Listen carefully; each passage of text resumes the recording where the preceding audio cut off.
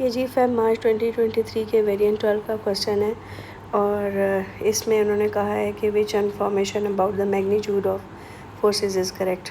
तो ये ABCD के चक्कर में पढ़ने से पहले मैं आपको फोर्सेस की डिटेल यहाँ पे बताऊँगी कि कौन सी फोर्स किस पे लग रही है और कैसे उसका एनालिसिस करना है। तो लेट अस स्टार्ट के पिक्चर के ऊपर जो weight W vertically downward head कर रहा है और पिक्चर पे लगने वाली फोर्सेस की मैं बात करूँगी। तो ये रस्सी पिक्चर के साथ इन कांटेक्ट है, तो इसका मतलब है कि पिक्चर पे जो टेंशन फोर्स लग रही है वो अवे फ्रॉम द पिक्चर है। जैसे मैं आपसे कहती होती हूँ कि अगर कोई ऑब्जेक्ट, आपने कोई बॉल ऐसे हैंग किया हुआ है तो बॉल पे जो टेंशन फोर्स लगेगी वो अवे होगी, और अगर सीलिंग पे फोर्स लगेगी तो वो टेंशन फोर्स यूँ डाउनवर्ड होगी। तो tension force on the ball upward consider होगी और tension force on the ceiling जो है वो डाउनवर्ड कंसिडर होगी। तो सिमिलरली अगर आप पिक्चर पे लगने वाली टेंशन फोर्स की बात कर रहे हैं then it is in this direction, जो मैंने ये रेड कलर से आपको बना के दिखाई है।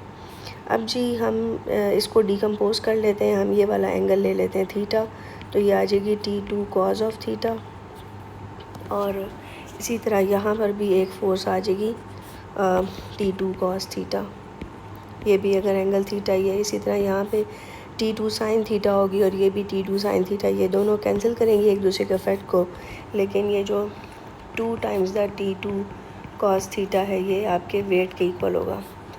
अच्छा, अब हम बात कर लेते हैं कि इसने कहा है कि एक नेल है जिसके ऊपर से एक स्ट्रिंग पास करी। ये देखें जी, ये ऐसे करके नेल है और स्ट्रिंग पास करी है, तो नेल पे जो फोर्स स्ट्रिंग लगा रही है वो डाउनवर्ड होगी ऐसे करके, जो इन लोगों ने बताई हुई है, ये आप देख सकते हैं। तो आप इस फोर्स को अगर डिकम्पोज कर दें, ठीक है, तो ये एक कंपोनेंट इसका ये बनता है, बल्कि हम एंगल ये देख लेते हैं कि जो एंगल ये थीटा है तो वही एंगल ये भी है।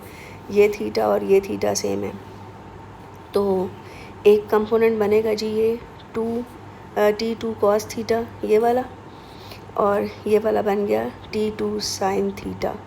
ठीक है, इसी तरह इस वाली टेंशन फोर्स का भी ये आ जाएगा T2 cos थीटा और ये बन जाएगा T2 साइन थीटा। और आप देख सकते हैं ये जो ब्लू वाले दोनों एरोज़ हैं ये इक्वल एंड ऑपोजिट हैं, तो ये दोनों भी एक दूसरे को इफेक्ट को कैंसिल कर देंगे। अब ये जो है यानी टेंशन के जो दो कंपोनेंट्स हैं वर्टिकली डाउनवर्ड लग रहे हैं, यानी 2 times the T2 cos theta, और ये पुश जो है वो इसकी वजह से नेल जो है वो डाउनवर्ड पुश हो रही है, तो बदले में nail same amount of force upward लगाएगी, यानी R2 के इक्वल। इसका मतलब है 2T2 cos ऑफ थीटा जो है वो R2 के बराबर है।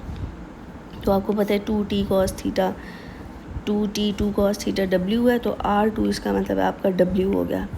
सेम सिचुएशन यहाँ पर होगी, तो यहाँ पर भी R1 W के इक्वल है। तो अगर R1 और R2 दोनों W के इक्वल हैं तो इसका मतलब है कि R1 और R2 बराबर हैं, तो या फिर ये A पार्ट है या B पार्ट है। अब हम बाकी बात कर लेते हैं कि इसमें ज़रा देखें कि आप ये देखें कि एंगल थीटा इसमें बड़ा है और एंगल थीटा इसमें छोटा है। और अभी हमने इक्वेशन देखी थी कि 2T2 cos थीटा जो है वो W के इक्वल था। इस इक्वेशन की बात कर रही हूँ ये वाली। तो यहाँ से T2 is equal to W over 2 times the cos theta. तो आप देख सकते हैं कि T2 वाले केस के लिए थीटा की वैल्यू छोटी है, और एक बात और कि थीटा और cos थीटा एक दूसरे के इन्वर्स होते हैं। ठीक है, यानी अगर थीटा की वैल्यू बड़ी होगी तो उसका कॉस जो वैल्यू होगी वो छोटी निकलेगी, तो और थीटा की वैल्यू अगर छोटी है तो उसकी जो कॉस वैल्यू होगी वो बड़ी निकलेगी। तो ये देखें जी, ये अगर कॉस थीटा बड़ा है तो T2 की वैल्यू छोटी बन जाती है, जबकि T1 वाले केस में थीटा बड़ा है तो उसका कॉस थीटा छोटा होगा, और अगर इसका कॉस थीटा छोटा होगा तो T1 बड़ा होगा, क्योंकि हम इस डायग्राम 1 के लिए भी इसी तरह ही लिख सकते हैं कि 2T1 cos ऑफ थीटा बराबर है W। ठीक है, तो इससे ये मतलब हुआ कि आपका जो T2 है वो छोटा है और T1 बड़ा है, तो ये B पार्ट होगा।